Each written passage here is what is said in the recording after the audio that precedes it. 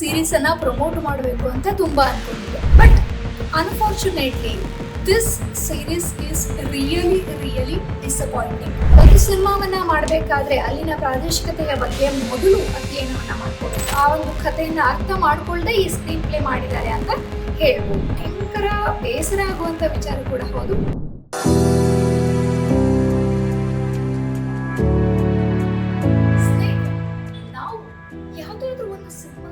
ಯಾಕೆ ನೋಡ್ತೀವಿ? ಅಫ್ಕೋರ್ಸ್ ಮನೋರಂಜನೆಗೆ ಅಂದ್ರೆ ಎಂಟರ್ಟೈನ್ಮೆಂಟ್ಗೆ ಅಂತ ಹೇಳ್ಬೋದು. ಅದನ್ನ ಹೊರತುಪಡಿಸಿ ಇನ್ನೊಂದಿಷ್ಟು ಏನಾದರೂ ತಿಳ್ಕೊಳ್ಳೋದಕ್ಕಿರ್ಬೋದು, ಸಮಾಜಕ್ಕೆ ಏನಾದರೂ ಮೆಸೇಜ್ ಅನ್ನ ಕೊಡುವಂಥದ್ದು ಸಿನಿಮಾ ಆಗಿರಬಹುದು, ಅಥವಾ ನಾವು ಇದುವರೆಗೆ ಮಾಡ್ಕೊಂಡು ಬಂದಿರುವಂತಹ ನಂಬಿಕೆಗಳು, ಆಚರಣೆಗಳು ಇವುಗಳ ಬೇಸ್ ಮೇಲೆ ಆಗಿರಬಹುದು ಅನ್ನುವಂತಹ ಕಾರಣಕ್ಕೆ ಸಿನಿಮಾವನ್ನ ನೋಡ್ತೀವಿ. ಆದ್ರೆ ಇಂತಹ ಒಂದು ನಂಬಿಕೆಗೆ ಪೆಟ್ಟು ಬಿದ್ದಾಗ, ನಮಸ್ಕಾರ, ನಾನು ಪೂರ್ಣಿಮಾ ಹೆಗ್ಡೆ. ಸುವಗ್ರಾಮ್ ಕಂಡಂತೆ ಸಿನಿಮಾದ ಸೀರೀಸ್ನ ಒಂದು ಸಿನಿಮಾದ ಜೊತೆಗೆ ನಾನಿವತ್ತು ಬಂದಿದ್ದೀನಿ. ಅದುವೇ ಮಾರಿಗಲ್ಲು ಸೀರೀಸ್. ಇದು ಜೀ ಕನ್ನಡದವರು ಮಾಡಿರುವಂತ ಸಿನಿಮಾ. ಅಶ್ವಿನಿ ಪುನೀತ್ ರಾಜ್ಕುಮಾರ್ ಅವರು ಇದಕ್ಕೆ ಪ್ರೊಡಕ್ಷನ್ ಕೂಡ ಮಾಡ್ತಾರೆ. ಮಾರಿಗಲ್ಲು ಸೀರೀಸ್ ಬಿಡುಗಡೆ ಆಗತ್ತೆ ಅಂತ ಅದರ ಪ್ರೋಮೋ ಬಂದಾಗ ನನ್ನ ಫ್ರೆಂಡ್ಸ್ ಎಲ್ಲ ಸ್ಟೇಟಸ್ ಎಲ್ಲ ಹಾಕೊಂಡಿದ್ರು. ಸೊ ಅದನ್ನ ನೋಡಿದಾಗ ನಾನು ಈ ಮಾರಿಗಲ್ಲು ಸೀರೀಸ್ ಅನ್ನ ಪ್ರಮೋಟ್ ಮಾಡಬೇಕು ಅಂತ ತುಂಬಾ ಅನ್ಕೊಂಡಿದ್ದೆ. ಯಾಕಂತಂದ್ರೆ ಇದು ನನ್ನ ಊರಿಗೆ ಸಂಬಂಧಪಟ್ಟಂತಹ ಸಿನಿಮಾ. ಉತ್ತರ ಕನ್ನಡ ಬಹಳ ಚಂದದ ಜಿಲ್ಲೆ. ಇಲ್ಲಿ ಸಾಕಷ್ಟು ಸುಂದರವಾಗಿರುವಂತಹ ಊರುಗಳು ಇವೆ. ಈ ಊರಲ್ಲಿ ಸಾಕಷ್ಟು ನಂಬಿಕೆಗಳು, ದೈವದ ವಿಷಯದಲ್ಲಿರಬಹುದು, ದೇವರ ವಿಷಯದಲ್ಲಿರಬಹುದು, ಅಥವಾ ದೇವಭೂತಗಳ ವಿಷಯದಲ್ಲಿರ್ಬೋದು, ಎಲ್ಲದರಲ್ಲೂ ಅವರದ್ದೇ ಆಗಿರುವಂತಹ ಒಂದಿಷ್ಟು ನಂಬಿಕೆಗಳಿವೆ. ಸೊ ಹೀಗಾಗಿ ಮಾರಿಗಲ್ಲಿನಲ್ಲಿ ಮಾರಿಕಾಂಬವನ್ನ ತೋರಿಸ್ತಾರೆ, ಬೇಡರ ವೇಷವನ್ನ ತೋರಿಸ್ತಾರೆ ಅಂತಂದಾಗ ನನಗೂ ಸಖತ್ ಕ್ಯೂರಿಯಾಸಿಟಿ ಇತ್ತು. But unfortunately this series is really disappointing.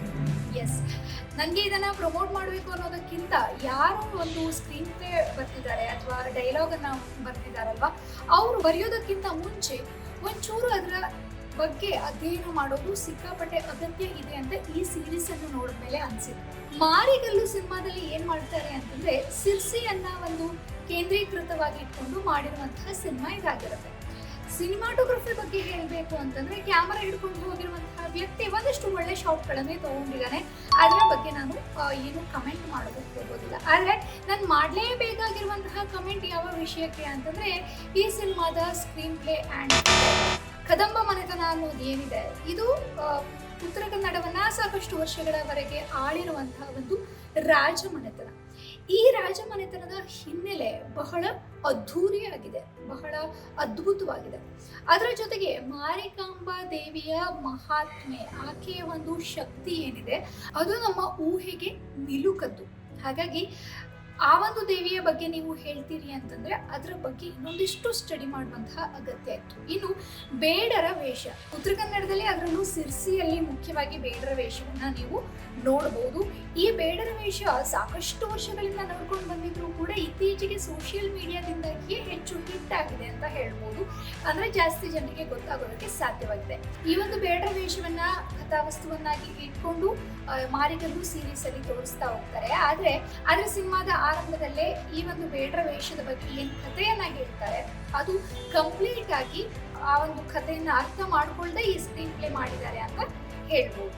ಇನ್ನು ಮುಖ್ಯವಾಗಿರುವಂತಹ ವಿಚಾರ, ಭಯಂಕರ ಬೇಸರ ಆಗುವಂತ ವಿಚಾರ ಕೂಡ ಹೌದು, ಡೈಲಾಗ್ಸ್. ನನಗೆ ಗೊತ್ತಿಲ್ಲ, ದಕ್ಷಿಣ ಕನ್ನಡದ ಲ್ಯಾಂಗ್ವೇಜ್ ಬಹಳ ಸುಲಭವೋ ಏನೋ ಗೊತ್ತಿಲ್ಲ. ಹಾಗಾಗಿ ಎಲ್ಲರೂ ದಕ್ಷಿಣ ಕನ್ನಡದ ಕನ್ನಡವನ್ನ ಮಾತನಾಡೋದಕ್ಕೆ ಇಷ್ಟಪಡ್ತಾರೆ, ಅಥವಾ ಆ ಒಂದು ಕನ್ನಡವನ್ನ ಮಾತನಾಡೋದಕ್ಕೆ ಸುಲಭ ಆಗುತ್ತೆ ಅಂತ ಇರಬಹುದು.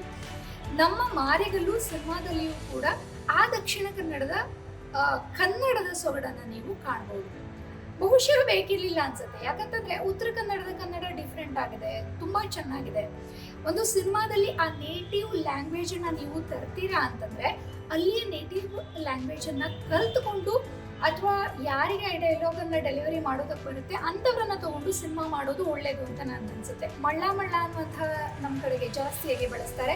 ಅದೊಂದು ವರ್ಡ್ ಅನ್ನ ಬಿಟ್ಟು ಬೇರೆ ಯಾವುದೂ ಕೂಡ ನಮ್ಮ ನೇಟಿವ್ ಲ್ಯಾಂಗ್ವೇಜ್ ಅಂತ ಅನ್ಸೋದೇ ಇಲ್ಲ. ಡೈಲಾಗ್ ಇಂದನೂ ಕೂಡ ಇದು ನಮ್ಮ ಸಿನಿಮಾ, ನಮ್ಮ ಊರಲ್ಲಿ ಚಿತ್ರೀಕರಣ ಆಗಿರುವಂತಹ ಸಿನಿಮಾ ಅಂತ ಹೇಳ್ಕೊಳ್ಳೋದಕ್ಕೆ ತುಂಬಾ ಖುಷಿಯನ್ನ ಕೊಡೋದಿಲ್ಲ. ಯಾಕಂತಂದ್ರೆ ಉತ್ತರ ಕನ್ನಡದ ಕನ್ನಡ ಇಲ್ಲಿ ಕಾಣಿಸೋದಿಲ್ಲ, ಮರೆಯಾಗ್ಬಿಟ್ಟಿದೆ. ನಾನಿಲ್ಲಿ ದಕ್ಷಿಣ ಕನ್ನಡ ಉತ್ತರ ಕನ್ನಡ ಅಂತ ಡಿಫ್ರೆನ್ಸಿಯೇಷನ್ ಮಾಡ್ತಾ ಇಲ್ಲ. ಬಟ್ ಎಲ್ಲದಕ್ಕೂ ಅದರದ್ದೇ ಆಗಿರುವಂತಹ ಪ್ರಾದೇಶಿಕತೆ ಅನ್ನೋದಿರುತ್ತೆ, ಎಲ್ಲರಿಗೂ ಅವರದ್ದೇ ಆಗಿರುವಂತಹ ನಂಬಿಕೆಗಳಿರುತ್ತೆ. ದಕ್ಷಿಣ ಕನ್ನಡದಲ್ಲಿ ದೈವತ್ವದ ಬಗ್ಗೆ ಎಷ್ಟು ನಂಬಿಕೆ ಇದೆಯೋ ಉತ್ತರ ಕನ್ನಡದಲ್ಲಿಯೂ ಕೂಡ ದೇವರ ಬಗ್ಗೆ ಸಾಕಷ್ಟು ನಂಬಿಕೆಗಳು ಇದೆ. ಕದಂಬರು ಸಾಕಷ್ಟು ಟ್ರೆಷರಿ ಅಂದ್ರೆ ಚಿನ್ನವನ್ನ ಹೂದಿಟ್ಟಿದ್ರು ನೆಲದಲ್ಲಿ ಅನ್ನುವಂತಹ ಒಂದು ಮಾತು ಏನಿದೆ ಅದು ಈಗಲೂ ಚಾಲ್ತಿಯಲ್ಲಿ ಇದೆ. ಈಗಲೂ ಸಾಕಷ್ಟು ಜನ ಅಲ್ಲಿ ಇದೆ, ದೇವ್ರು ಕಾಯ್ತಾ ಇದ್ದಾರೆ ಅಂತ ಎಲ್ಲರೂ ನಂಬ್ತಾರೆ ಕೂಡ. ಅದನ್ನ ಈ ಸಿನಿಮಾದಲ್ಲಿ ಬಹಳ ಡಿಫ್ರೆಂಟ್ ಆಗಿ ತೋರಿಸ್ಬೋದು. ಇನ್ನೊಂದೇನಂತಂದ್ರೆ ಮಾರಿ ಕೂಗ್ತಾಳೆ ಅನ್ನುವಂತಹ ಒಂದು ಕಾನ್ಸೆಪ್ಟ್ ಇದರಲ್ಲಿ ಏನಿದೆ ಅದು ಕಾಂತಾರದ ಟಚ್ ಅಲ್ಲೇ ಇರುವಂಥದ್ದು. ಕಾಂತಾರದ ದೈವ ಹೇಗೆ ನರ್ತನ ಮಾಡುತ್ತೆ ಅದೇ ರೀತಿಯಲ್ಲೇ ಬರುವಂಥದ್ದು. ಸೊ ನಿಮಗೆ ಸಿರ್ಸಿ ಅಥವಾ ಉತ್ತರ ಕನ್ನಡದ ಭಾಗಕ್ಕೆ ಹೋದ್ರೆ ಅಲ್ಲೂ ದೇವರು ಮೈ ಮೇಲೆ ಬರ್ತಾರೆ ಅನ್ನುವಂತಹ ನಂಬಿಕೆಗಳು ಇವೆ, ಬಟ್ ಇಟ್ಸ್ ಡಿಫ್ರೆಂಟ್.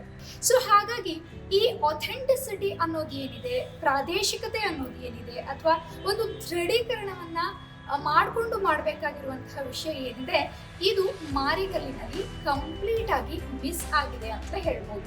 ಒಂದು ಸಿನಿಮಾವನ್ನ ಮಾಡಬೇಕಾದ್ರೆ ಅಲ್ಲಿನ ಪ್ರಾದೇಶಿಕತೆಯ ಬಗ್ಗೆ ಮೊದಲು ಅಧ್ಯಯನವನ್ನ ಮಾಡ್ಕೋಬೇಕು. ಉತ್ತರ ಕನ್ನಡದಲ್ಲಿ ಸಾಕಷ್ಟು ಸಾಹಿತಿಗಳಿದ್ದಾರೆ, ಹಿರಿಯರಿದ್ದಾರೆ. ಇತ್ತೀಚೆಗೆ ನೀವು ನೋಡೋದಾದ್ರೆ ಸೌಮ್ಯ ಕೃಷ್ಣ ಹೆಗಡೆ ಅನ್ನೋರು ಏನಿದ್ದಾರೆ ಅವರ ಒಂದು ಯೂಟ್ಯೂಬ್ ಚಾನಲ್ ಅಲ್ಲಿ ಸಿರ್ಸಿಯ ಬಗ್ಗೆ ಸಾಕಷ್ಟು ಒಥೆಂಟಿಕ್ ಆಗಿರುವಂತಹ ಇನ್ಫಾರ್ಮೇಶನ್ ಅನ್ನ ಕೊಟ್ಟಿದ್ದಾರೆ. ಬೇಡರ ವೇಷ ಇರ್ಬೋದು, ಕದಂಬರ ಬಗ್ಗೆ ಇರ್ಬೋದು, ಅಥವಾ ಮಾರಿಕಾಂಬಾ ದೇವಾಲಯದ ಬಗ್ಗೆ ಇರ್ಬೋದು, ಸಾಕಷ್ಟು ವಿಚಾರಗಳನ್ನ ಹೇಳಿದ್ದಾರೆ. ಅಟ್ಲೀಸ್ಟ್ ಸ್ಕ್ರೀನ್ ಪ್ಲೇ ಬರೀಬೇಕಾದ್ರೆ ಅದನ್ನಾದ್ರೂ ನೋಡಿದ್ರೆ ಒಂದಿಷ್ಟು ವಿಚಾರಗಳು ನಿಮಗೆ ಗೊತ್ತಾಗ್ತಿತ್ತು ಏನೋ ಗೊತ್ತಿಲ್ಲ.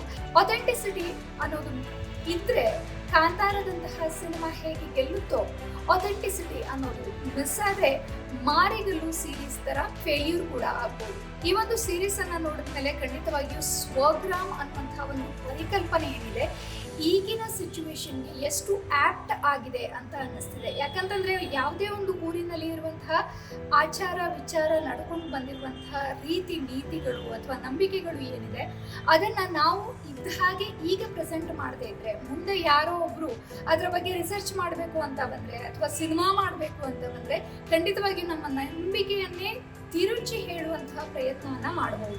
ಇನ್ಯಾಕ್ತಡ ನೀವು ಸ್ವಗ್ರಾಮಲ್ಲಿ ನಿಮ್ಮೂರಿನ ಕಥೆಯನ್ನ ಹೇಳೋದಕ್ಕೆ ಶುರು ಮಾಡಿ. ಇನ್ನೊಂದು ಸ್ವಗ್ರಾಮ್ ಸಿನಿಮಾದ ಜೊತೆಗೆ ಮತ್ತೆ ಭೇಟಿ ಆಗ್ತೀನಿ. ಅಲ್ಲಿವರೆಗೂ ನಮಸ್ಕಾರ.